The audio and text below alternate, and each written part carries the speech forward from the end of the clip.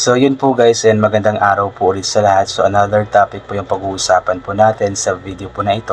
This time po is pag-uusapan po natin si Toots TV at si Krishna.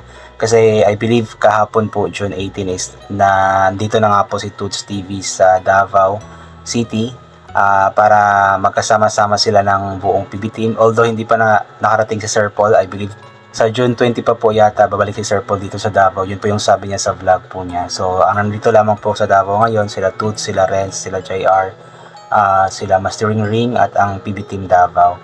So yun, so, sobrang dami po nang natuwa na nag-post nga po si Toots TV sa kanyang page na nasa Davao na nga po siya. Kasi ibig sabihin po yung pangako po ni Toots TV, yung kanyang plano po na mapuntahan or mabisita po ang kanyang itinuturing ng kapatid na si Krishna is mangyayari na po talaga since malapit na lang po talaga siya kay Krishna kasi nasa Davao na po siya ngayon. And I believe nasa PB House po siya ngayon or di ko alam kung may lakad po sila. At hindi rin po natin alam kung kailan po pupuntahan ni Toots TV si Krishna. So abangan po natin na mangyayari po iyon kasi marami po talaga ang nag-aabang, marami ang excited. At marami kasi ang humahanga din po kay Toots TV kasi nga po talagang itinuturing po niya si Krishna na kapatid po niya, nakakabatang kapatid, bunsong kapatid. At lagi siyang andyan para payuhan si Krishna ng mga magagandang payo. Kaya sobrang natuwa rin po ang mga nagmamahal kay Krishna kay Toots TV. Kaya kabang-abang po talaga ang muli nilang pagkikita. At alam kong malaking bagay po na magkita silang muli or makabisita si Toots TV kay Krishna. Since sa ngayon nga po is medyo may sakit si Krishna, dagdag pa yung stress sa buhay po niya. So kung mabisita siya ni Toots TV at mabigyan ng mga personal na payo, ay alam ko na medyo gagaan-gaan konti or maibsan konti yung stress na nararamdaman po ni Krishna. Kaya abangan po talaga natin ito. Marami na po ang nag-aabang, halos lahat ng mga comments nga po na nakita ko dun sa post ni Toots TV. Sobrang masaya nga po at nag-aabang po talaga. Sobrang excited na mabisita nga po ni Toots TV ang kanyang tinuturing na kapatid na si Krishna. Kaya abangan po natin always po. Ulit po tayo sa abangan panoorin po natin always na lang yung mga vlogs po nila at baka sakali na mag-upload na po sila, especially si Toots ng pagbisita po niya kay Krishna. So ito babasahin po natin yung ilan po sa mga komento ng mga tao pong sobrang excited at natutuwa po sa plano ni Toots TV na bisitahin nga po si Krishna. Ito po, unahin po natin itong mula kay Imelda Pilya. Hello Kuya Toots TV, dyan ka na pala sa Davao, ingat. Abang na kami sa muli niyong pagkikita ni Bibi Loves Krishna, o diba? Abang na. So talagang majority po ng mga supporters ni Krishna is talagang nag-aabang na po sa muling pagkikita nila ng kanyang kuya Toots TV na laging andyan talaga na gumagabay, nagpapayo po sa kanya. Ani Escobido Mortro, wow, sa wakas nakarating na ulit si Sir Toots TV PH sa Davao. Hopefully mabisit niya si Krishna very soon. So yun, very soon po. Alam kong mangyayari po yun kasi hindi naman magsasabi si Toots na pupuntahan niya si Krishna, bibisitahin niya si Krishna kung hindi naman niya gagawin, di ba? So since andito na po siya sa Davao ngayon, so ibig sabihin 100% na po yung chance na makapunta or mabisita na talaga niya si Krishna.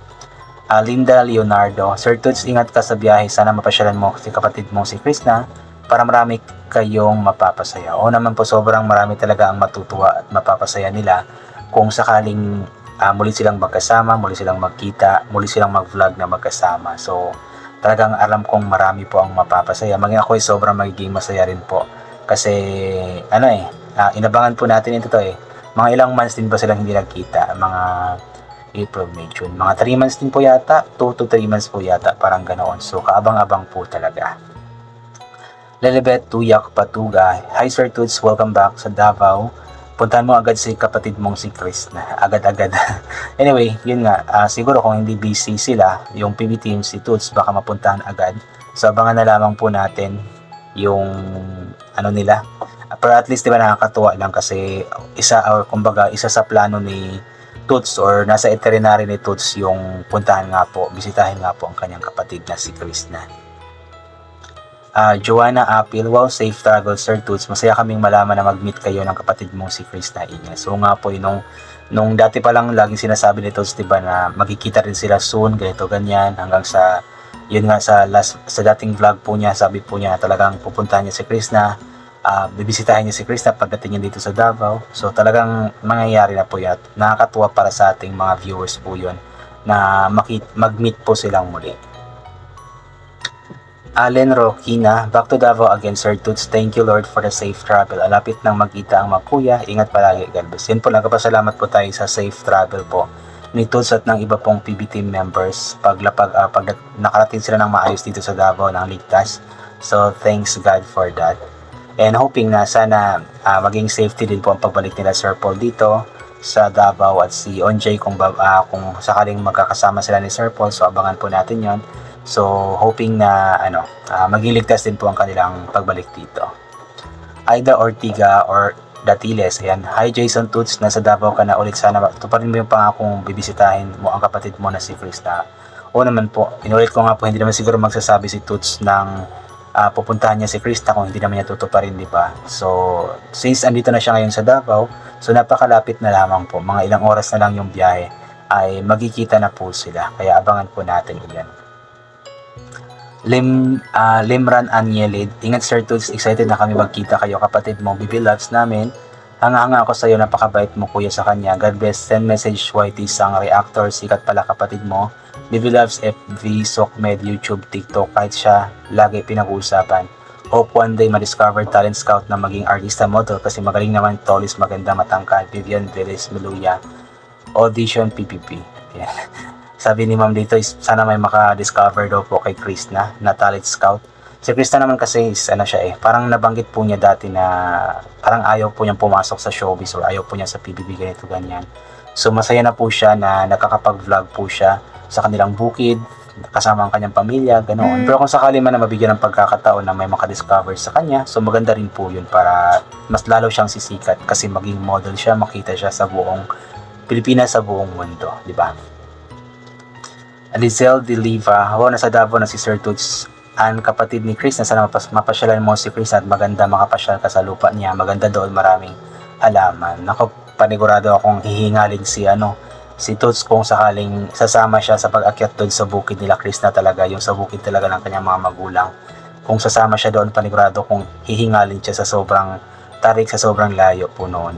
Pero maganda po yun na bonding moments po nila. Luty Ryan Mahinay, welcome back to Davao City Sir Toots TV. Super excited na po kami sa muli niyong pagkikita ni Krista Mausebito aka Peking Koreana. Ayan. And hoping din po kung sakaling bibisita si Toots sa kay Krista, sana is kasama rin po niya yung iba pang PB team members kasi para mas magiging masaya nga po tayong lahat.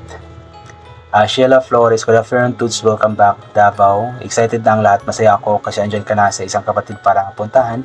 Si Krista, ingat kayo dyan. God bless. Ayan. Super excited na po ang lahat talaga. Wait lang. Mar Flor, welcome again Sir Toots TVPH at the highly intelligent person and talented. Ingat palagi. Sir, lahat ng cover songs mo na ubos ko na. More subscribers pa rin.